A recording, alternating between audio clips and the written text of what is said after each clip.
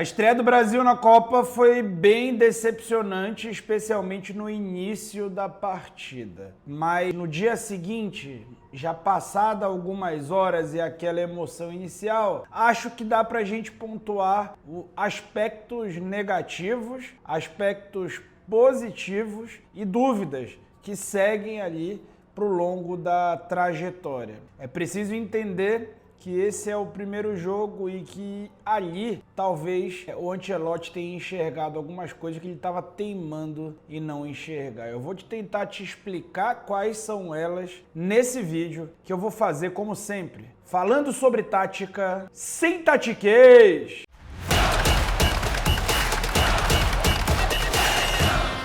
Deixa o like aí no conteúdo. Cara, o que foram os 15 primeiros minutos de jogo, né? Foi papo de querer arrancar os cabelos, mas não faz isso, tá? Porque eles podem te fazer falta. Olha aqui, ó. Aqui já tava fazendo falta, só que eu comecei há 3 meses um tratamento interessante. Nunca foi tão fácil tratar calvície ou queda de cabelo sem sair de casa. Na manual, você responde um questionário.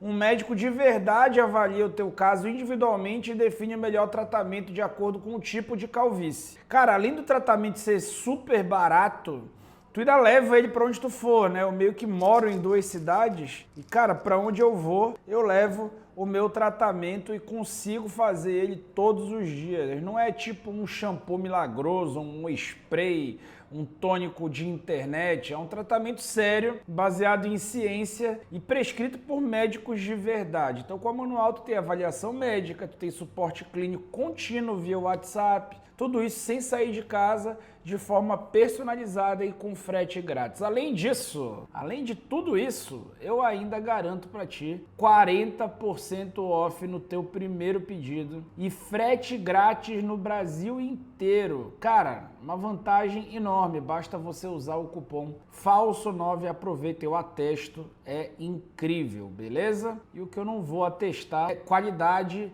no primeiro tempo do Ancelotti e do Brasil. Mas, cara, em meio aos erros, tem coisas que a gente pode sim abordar que não foram negativas. O primeiro tempo ruim do Brasil começa no jogo contra o Egito, quando pela primeira vez o Ancelotti decide testar o Igor Thiago como titular e o Paquetá jogando do lado direito. Naquele momento, ele pensou em uma tática que reunia Vinícius Júnior e Rafinha do mesmo lado e que gerava ali uma nova ocupação para aquele espaço de flutuação no meio de campo, trazendo o Rafinha para baixar ali ao lado do Vinícius Júnior e se alternar com ele verticalmente e trazendo o Paquetá para flutuar em diagonal para dentro, né?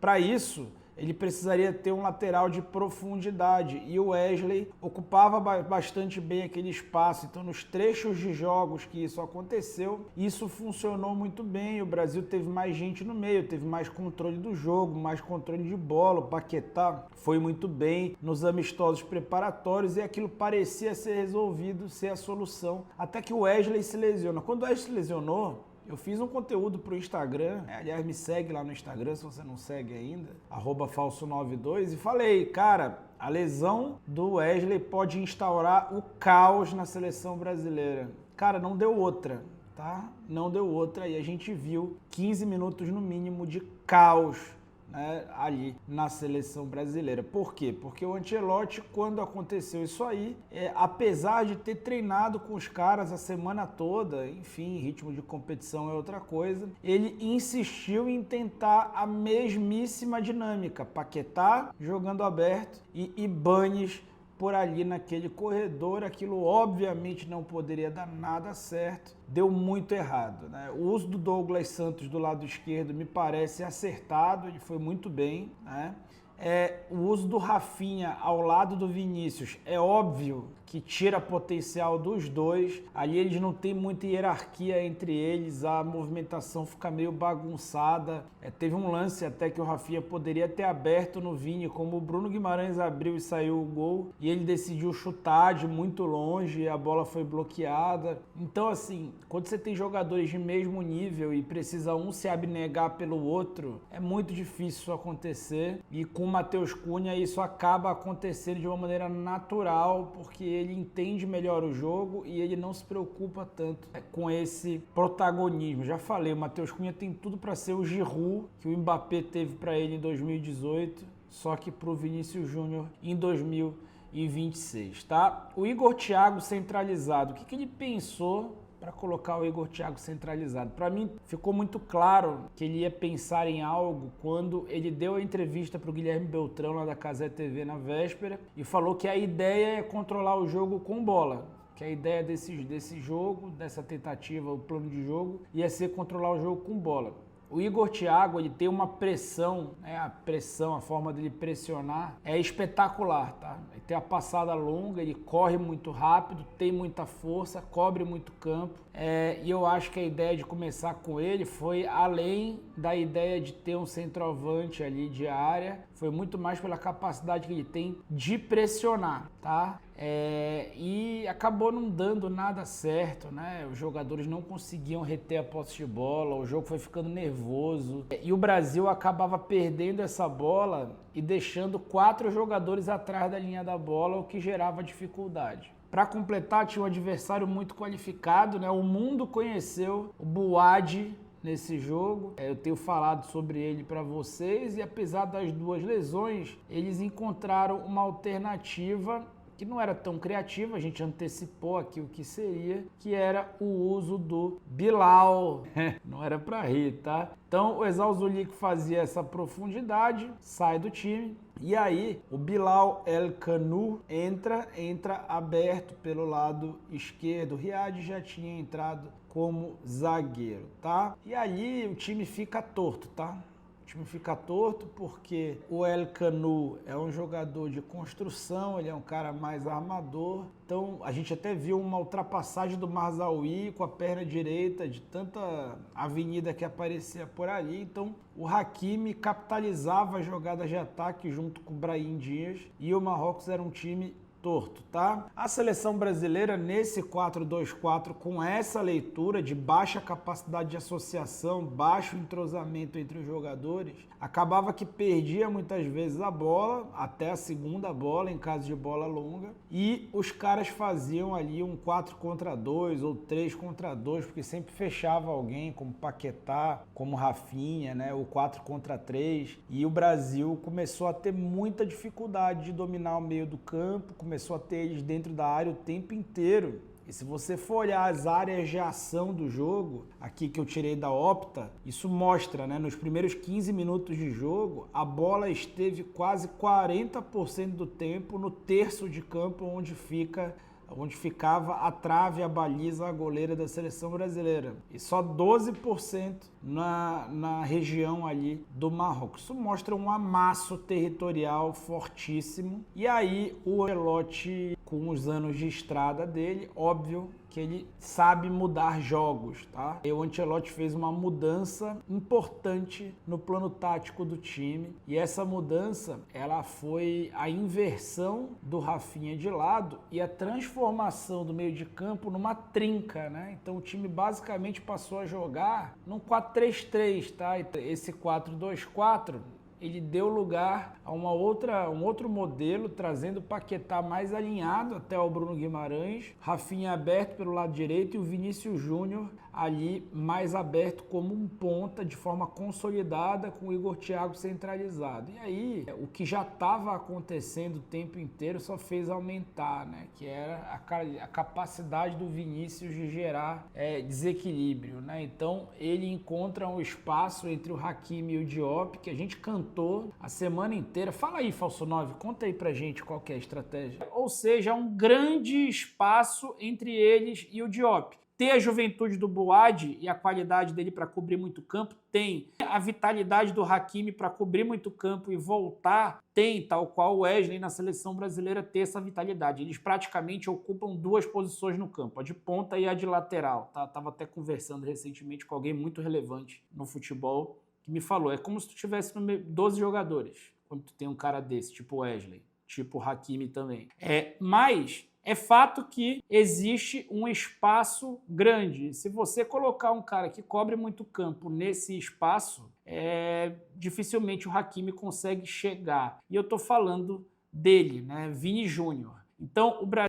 Pois é, a gente está cantando essa jogada há dias e a seleção brasileira conseguiu utilizar ali nas costas do Hakimi e ajudou para ganhar território, tá? A seleção brasileira volta para o segundo tempo e aí com 2 mudanças por cartão, sem mudar mais nada no plano tático, e já nos primeiros 15 minutos do segundo tempo já deixa a bola 30% basicamente perto da área do Marrocos e só 13% perto da área da seleção brasileira, ou seja, o time passou a ter sim um domínio territorial em vários trechos do jogo, tá? Vários trechos do jogo o time teve esse controle do território e isso foi muito graças a essas mudanças. E essa mudança, né, de transformar numa trinca e mudar o Rafinha de lado, ela acontece durante a pausa para hidratação. Ele não esperou o intervalo para fazer essa mudança. Depois fez mudanças por cartão, tá? Só que o Ouarbi entendeu o técnico adversário e aí ele baixou mais o Rafinha e trouxe o Brahim meio que não rendia na marcação, ele tirou o Brahim de campo com pouquíssimo tempo de jogo, tipo 60 minutos, e botou o Taíbe, que ficou gerando dobra no Vini Júnior. Aí foi o momento em que o Vinícius Júnior caiu de rendimento, cansou e poderia ter saído também. Acho que eu sou meio contra tirar ele, mas pode ser porque ele já começou a ficar de forma temerária ali, se arrastando no campo, ele que pressiona muito. Teve que jogar o jogo inteiro como ponta, já não é mais necessariamente um ponta. Teve que ir várias vezes até o fim com o Hakimi e isso deu uma cansada no Vini Malvadeza. Então me parece que tem algumas lições muito claras a serem aprendidas, né? A dinâmica do lado direito precisa ser estudada sem considerar que o lateral vai ultrapassar, porque Danilo e o Ibanes não são esse tipo de jogador. Aliás, o Ibanes é o maior mistério da humanidade, tá? Porque ele foi um cara que sempre foi zagueiro pelo lado esquerdo e foi convocado para uma Copa do Mundo para ser lateral direito. Então, o melhor lateral direito, o segundo melhor lateral direito depois do Wesley é um outro cara, um cara que joga de zagueiro pelo lado esquerdo e não de lateral. Enfim, coisas a se considerar. Uma outra coisa é que o Igor Thiago, ele é um jogador de contexto. Não é que ele seja ruim, ele é um jogador que ele tem que entrar quando o time está precisando desesperadamente de um gol. Ele não tem nível, refino técnico, para ser titular da seleção brasileira. Isso me parece bastante claro. Um ponto que é pulga atrás da orelha, eu não trato como uma certeza, é a capacidade do Casemiro de conseguir entregar por essa seleção. Não sei se é uma questão emocional ou física,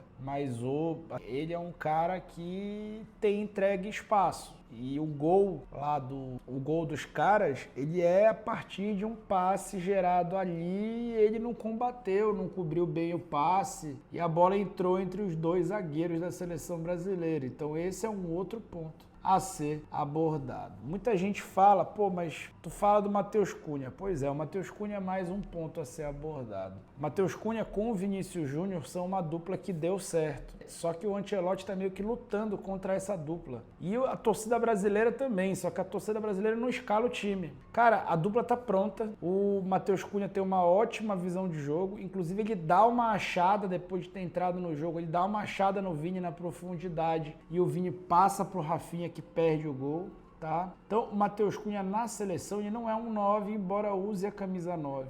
Então ele fazer gols não é a pegada dele, tá? E isso é de certa forma comum, tá? Então o pessoal cobra muito o Endrick de titular e critica, né? Coloca o Matheus Cunha, mas não coloca o Endrick. O Endrick e o Matheus Cunha não competem pela mesma posição. Deixa eu colocar aqui a escalação inicial só para ficar didático. Tá aqui, né?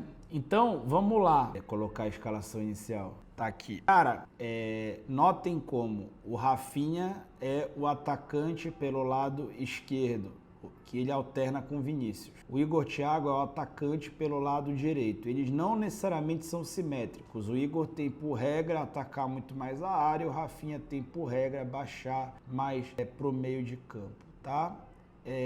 O Endrick, ele compete com a posição onde o Igor está. O Matheus Cunha compete na posição onde o Rafinha está, tá? Nesse momento aí, nesse frame que eu coloquei. Ah, mas o Matheus entrou no lugar do Igor Thiago. Contexto de jogo, o time estava jogando 4-3-3 naquele momento, depois das mudanças. Entrou, mas rapidamente foi mudada a função dele. Jogou uns 10 minutos de 9 e depois, dentro de campo mesmo, o time se adequou e ele fez várias outras funções, né? É um grande jogador e tal, e fez outras funções. Então, cara, o Endrick, ele não faz essa função de baixar e tudo mais, uma função mais de meia. E ali, junto do Vini pela esquerda, o Ancelotti quer mais um meia. Então, o Igor Thiago não compete com ele, mas compete com o Endrick. Então é Endrick, Igor Thiago ou alguma outra solução. E do outro lado, Matheus Cunha ou Rafinha. E aí pode ser os dois, caso o Rafinha vá ser deslocado para um dos lados, tá bom? É isso, desculpe, eu tô com bastante sono, tô levando direto porque tem um voo para pegar. Não sei se foi muito sonolenta a minha retórica. Agradeço aí quem tá comigo. E não se esqueça de aproveitar a manual 40% off com o cupom FALSO9, beleza? Valeu!